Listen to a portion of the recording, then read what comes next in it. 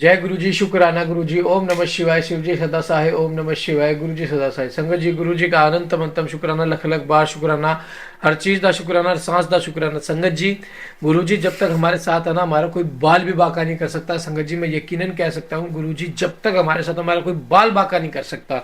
संगत जी, हमारे गुरु जी में इतनी पावर है, इतने प्रैक्टिकल गुरु हैं, इनको सब कुछ पता है कि किस तरीके को आपको कब क्या चाहिए, कब क्या नहीं चाहिए।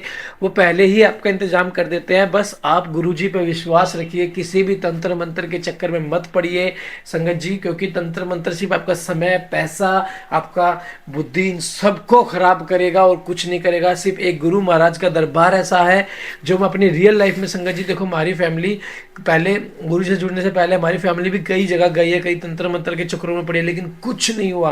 लेकिन जब से गुरुजी हमारे घर आए, गुरुजी ने हमें अपनाया। देखो संगत जी, नाता तो बहुत पुराना है, लेकिन हमने तो पहचाना ही नहीं था। जब हमने पहचाना, जब गुरुजी ने हमें किसी के आगे हाथ फैलाने ही नहीं दिए। ये मेरे गुरु की शक्ति है। गुरु किसी के आगे आपको हाथ नहीं फैलाने देगा, आपको किसी के आगे झुकने नहीं देगा। सिर्फ अगर आप झुकोगे तो गुरु के आगे झुकोगे, बाकी आपको पूरी दुनिया की ताकत कहीं नहीं झुका सकती। जिसने गुरु के आगे मत्था टेक लिया, उसका मत्था और कहीं नहीं टिक सकता। ये गुरु का दावा है। तो संगत जी, पार्ट को एंड तक जरूर सुनिए, प्यारा सा कमेंट जरूर करिए। जय गुरु जी, शुक्राना गुरु जी। जय गुरु जी। सर्वदेवमय रथ का वर्णन। शिवजी का उस रथ पर चढ़कर युद्ध के लिए प्रस्थान, उनका पशुपति नाम पड़ने का कारण, शिवजी द्वारा गणेश का पूजन और त्रिपुर दाह मय दानव का त्रिपुर से जीवित बच निकलना। व्यास जी ने कहा कि सेव प्रवर सनत कुमार जी, आपकी बुद्धि बड़ी उत्तम है, आप सर्वज्ञ हैं। तात आपने परमेश्वर शिव की कथा सुनाई है, वह अत्यंत अद्भुत है। जब बुद्धिमान शिव विश्वकर्मा ने शिव जी के लिए जिस देवमय एवं परम उत्कृष्ट दिव्य रथ का निर्माण किया था, उसका वर्णन कीजिए। सूर्य जी कहते हैं कि मुनि व्यास जी की यह बात सुनकर मुनीश्वर संत कुमार शिव जी के चरण कमलों का स्मरण करके बोले। संत कुमार जी ने कहा कि मान बुद्धिमान मुनीश्वर व्यास जी, मैं शिव जी के पाद पद्मों का स्मरण करके अपनी बुद्धि के द्वारा रथ की निर्माण कथा का वर्णन करता हूँ, सुनो। तदंतर विश्वकर्मा ने रुद्रदेव के लिए बड़ा यत्न से आदरपूर्वक सर्वलोकमय दिव्य रथ की रचना की। वह सर्वसम्मत था, सर्वभूतमय रथ सुवर्ण का बना हुआ था। उसके दाहिने चक्कर में सूर्य और वाम चक्कर में चंद्रमा विराजमान थे। दाहिने चक्कर में 12 आरे लगे हुए थे, जिनमें 12 सूर्य प्रतिष्ठित थे, और बायां पहिया 16 आरों से युक्त था, जिनमें चंद्रमा की 16 कलाएं विराजमान थी। उत्तम व्रत का पालन करने वाले विप्रेंद्र अश्वनी आदि सभी 27 नक्षत्रों की उस वाम चक्कर की शोभा बढ़ा रहे थे। विप्रो श्रेष्ठ छहों ऋतुएं उन दोनों पहियों की नेमी बनी।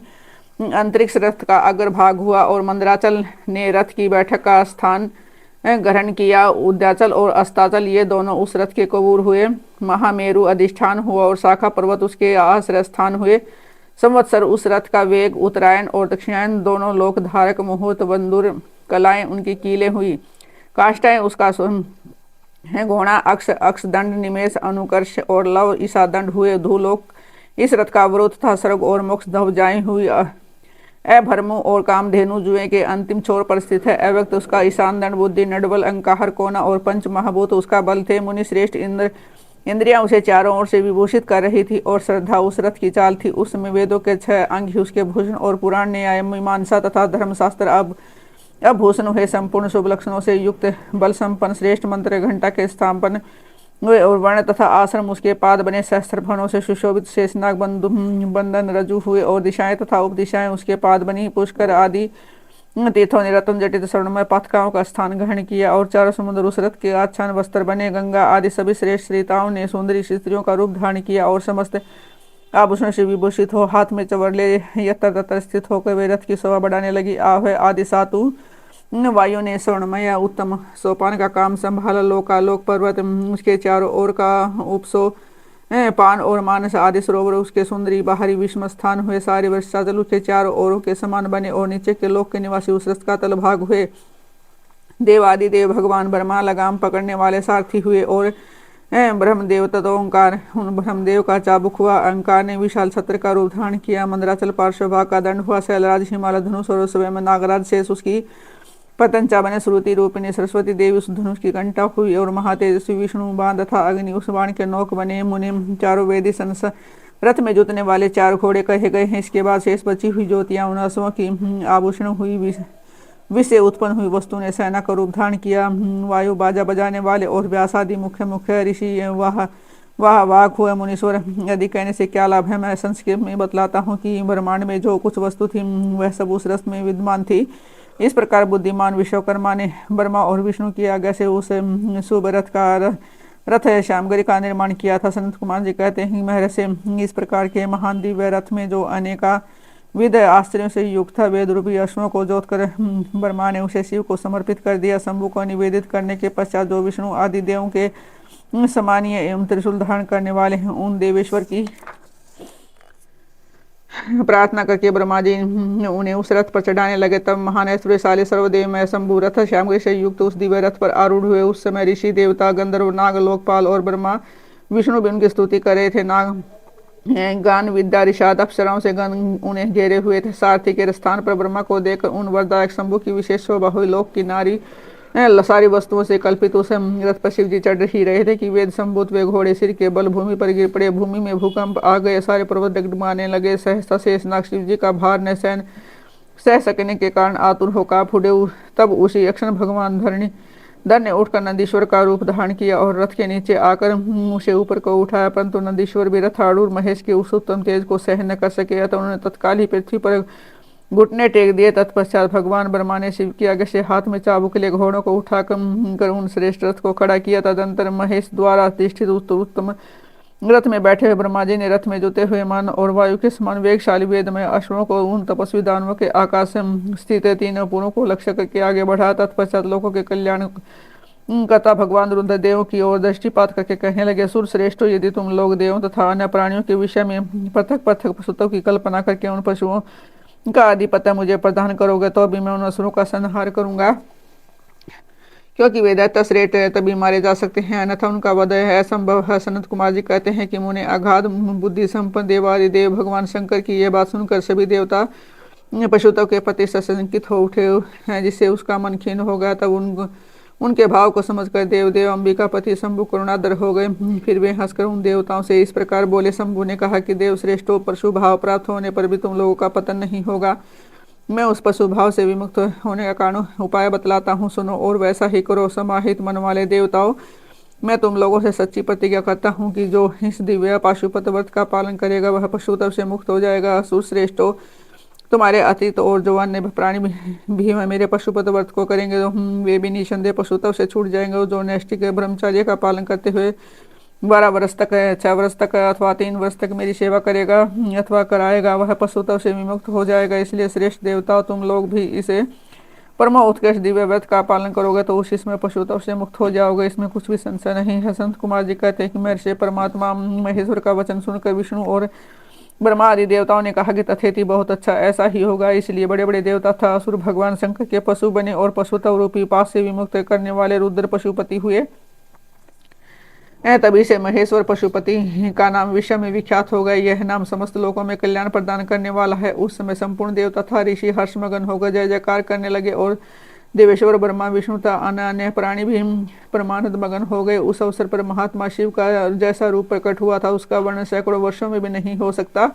तदंतर जो शिवा था संपूर्ण जगत के स्वामी और समस्त प्राणियों के सुख प्रदान करने वाले महेश्वर जो सुसज्जित होकर त्रिपुर का संहार करने के लिए प्रस्थित हुए। जिस समय देव महादेव त्रिपुर का विनाश करने के लिए चले, उस अवसर पर देवराज आदि सभी प्रधान देवता भी उनके साथ परिस्थित हुए। पर्वत के समान विशाल काय उन सुरेश्वरों का मन प्रसन्न था। वे सूर्य के समान प्रकाशित हो रहे थे। वे सभी हाथों में हले, साल, मूसल, भूसुंडी और नाना प्रकार के पर्वत जैसे विशाल आयुधों को धारण करके घोड़े, हाथी, सिंह, रथ और बैलों पर सवार हो रहे थे। उस समय जिनके शरीर परम प्रकाशमान थे और मन महान उत्साह से संपन्न था, जो नाना प्रकार के अस्त्र शस्त्रों सुसज्जित थे, वे इंद्र, ब्रह्मा और विष्णु आदि देव शंभु की जय जयकार बोलते हुए महेश्वर के आगे आगे चले।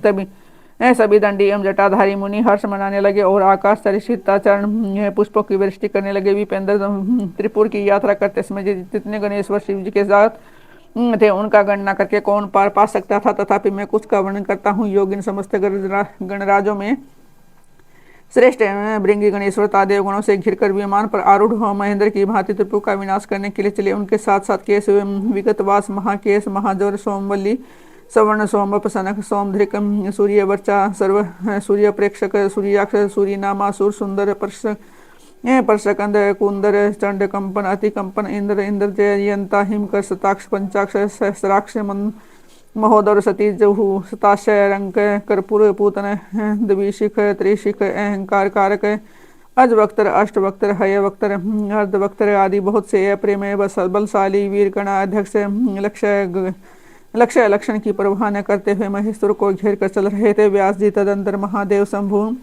संपूर्ण श्यामगिरियों सहित उस रथ पर स्थित हो उन्हें सुरदुर्हियों के तीनों पुरों को पूर्णतः दग्ध करने के लिए उद्यत हुए। उन्होंने रथ के शीर्ष स्थान पर स्थित हो उन महान अद्भुत धनुष पर प्रत्यंता चढ़ाई और उस पर उत्तम बाण का संधान करके वे रोषावेश से होठ को चाटने लगे। फिर धनुष की मूठ को दृढ़ता पूर्वक पकड़कर और दृष्टि में दृष्टि मिलाकर वहां अचल भाव से खड़े हो गए, परंतु उनके अंगूठे के अग्रभाग में स्थित होकर गणेश निरंतर पीड़ा ही पहुंचाते रहे, जिससे वे तीनों पुरुष त्रिशूलधारी शंकर का लक्ष्य नहीं बन सके।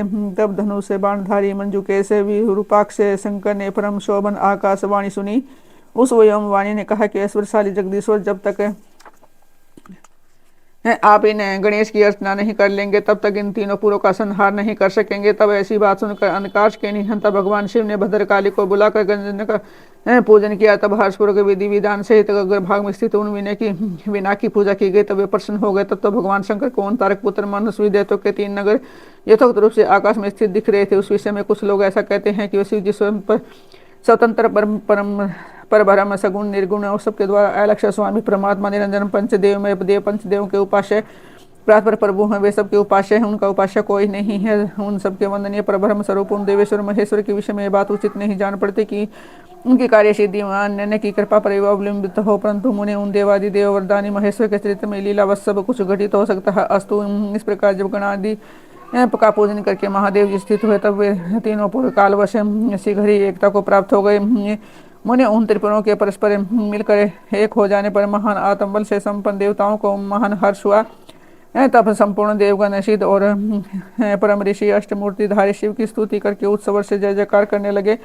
उस समय ब्रह्मा और जगदीश्वर विष्णु ने कहा कि महेश्वर तारक के पुत्र उन त्रिपुरनाशी देवताओं के वध का समय भी आ गया है।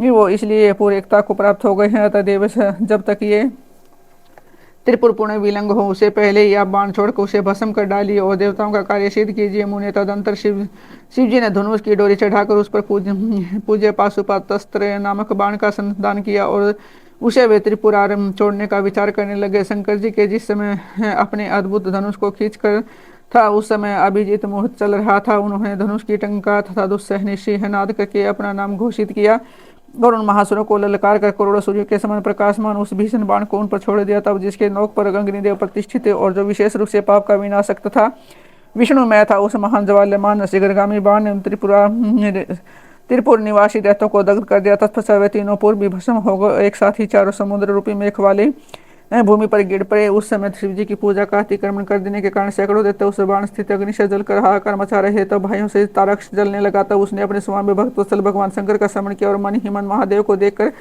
परम भक्ति पूर्ण नाना प्रकार से विलाप करता हुआ उनसे कहने लगा, तारक से भव आप हम पर प्रसन्न है। हमें ज्ञात हो गया है कि इस सत्य के प्रभाव से आप फिर कब भाइयों सहित हमको दग्ध करेंगे। भगवान जो देवता और असुर के लिए प्राप्य है वह दुर्लभ लाभ हमें प्राप्त हो गया है। वह जिस योनि में हम जन्म धारण करेंगे वहाँ हमारी बुद्धि आपसे ही की भक्ति से भावित रहे। मुने यो वे दत्ते विलाप कर ही रहे थे कि शिव जी के आगे से उस अग्नि ने उन्हें उत्तम अद्भुत रीति से जलाकर राख की ढेरी बना दी। व्यास जी और भी जो बालक और वृद्ध दानव थे वे शिव के अनुसार उस अग्नि द्वारा ही शीघ्र ही जलकर भस्म हो गए। यहाँ तक कि उन त्रिपुरों में जितनी स्त्रियां और पुरुष थे वे सब के सब उस अग्नि से उसी प्रकार दग्ध हुए जैसे कल्पांत में जगत भस्म हो जाता है। उस समय उस भीषण अग्नि से कोई भी स्थावर जगम बिना जले नहीं बचा, किंतु असुरों का विश्वकर्मा अविनाशी मय बच गया, क्योंकि वह देवों का विरोधी शंभु के तेज से सुरक्षित और सद्भक्ता विपत्ति के अवसर पर वह महेश्वर का शरणागत बना रहता था। जिन देवताओं तथा अन्य प्राणियों का भाव अभाव अथवा कृत्य अकित के प्राप्त होने पर नाशकारक पतन नहीं होता था, वे विनाश से बचे रहते थे। इसलिए सत्पुरुषों को अत्यंत संभावित उत्तम कर्म के लिए ही प्रयत्न करना चाहिए, क्योंकि निंदित कर्म करने से प्राणी का विनाश हो जाता है। अतः अगर हित कर्म का आचरण भूल कर भी न करे, उस समय भी जो दैत्य बंधु बांधवों सहित शिव की पूजा में तत्पर थे वे सबके सब शिव पूजा के लिए प्रभाव से गणों के अधिपति हो गए। जय गुरु जी, शुक्राना गुरु जी। संगत जी पाठ को एंड तक जरूर सुने, अपनी प्यारी ब्लेसिंग्स को जरूर अपने तक लेके जाए, क्योंकि जो पाठ तक को एंड तक सुनता है और प्यारा सा कमेंट करता है, संगत जी गुरु जी की अनंतम ब्लेसिंग्स उसे प्राप्त होती है। संगत जी ये कोई खाली बहम नहीं है संगत जी, ये वो ब्लेसिंग्स है जो आपको घर बैठे मिल रही है। तो इस ब्लेसिंग्स को खो मत और इस ब्लेसिंग का फायदा उठाओ, इस सेवा का फायदा उठाओ।